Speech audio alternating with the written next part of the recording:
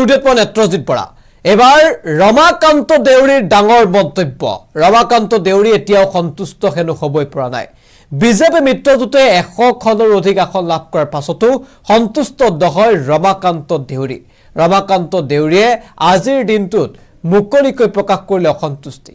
পিছে কিহৰ বাবে অসন্তুষ্ট ৰমাকান্ত দেউৰী, সবিশেষ দৰ্শকসকলৰ বাবে লৈ আহিছোঁ।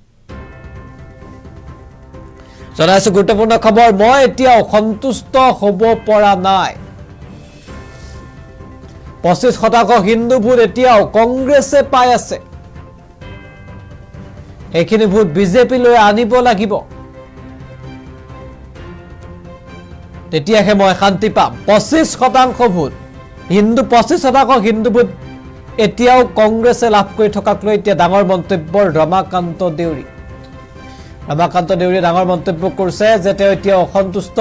বিজেপি মিত্ৰজোঁটে 100খনৰ অধিক আসন পোৱাৰ পাছত তেওঁ সন্তুষ্ট নহয়, আৰু সন্তুষ্ট নোহোৱাৰ কাৰণটো হ'ল যে 25% হিন্দু ভোট এতিয়াও কংগ্ৰেছে পাই আছে।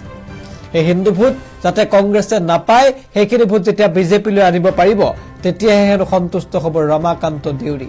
আৰু আজি বিধায়িনী দলৰ বৈঠকৰ পূৰ্বেই এই ডাঙৰ মন্তব্য কৰিছে ৰমাকান্ত দেউৰী। আৰু এই মুহূৰ্তত ৰমাকান্ত দেউৰীৰ সেই মন্তব্যটো আমি শুনাই ল'ব বিচাৰিছোঁ।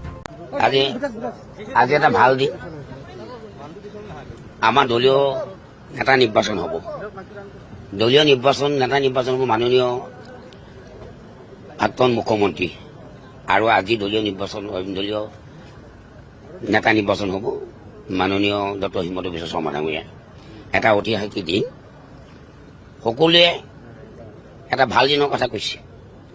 মই কিন্তু এতিয়াও সম্পূৰ্ণ আত্মসন্তুষ্টি হোৱা নাই, কাৰণ যেতিয়ালৈকে 25% হিন্দু ভোট এতিয়াও কংগ্ৰেছত আছে হিন্দু ভোটটো।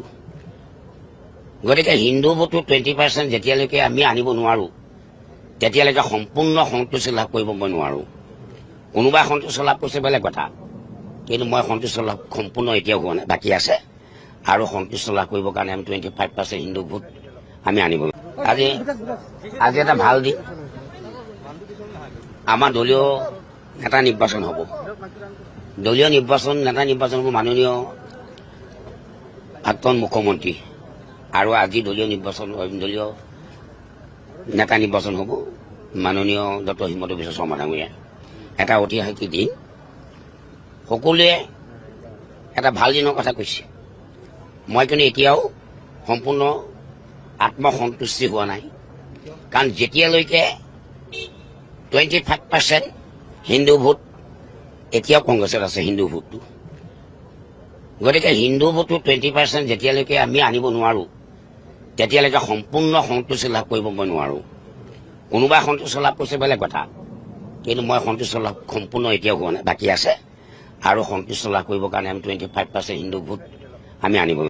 উত্তৰ পূবৰ আগশাৰী শিক্ষা প্ৰতিষ্ঠান প্ৰতীক্ষা গ্ৰুপ অফ ইনষ্টিটিউচনছ 2026 বৰ্ষৰ বাবে আৰম্ভ হ'ল নামভৰ্তি প্ৰক্ৰিয়া।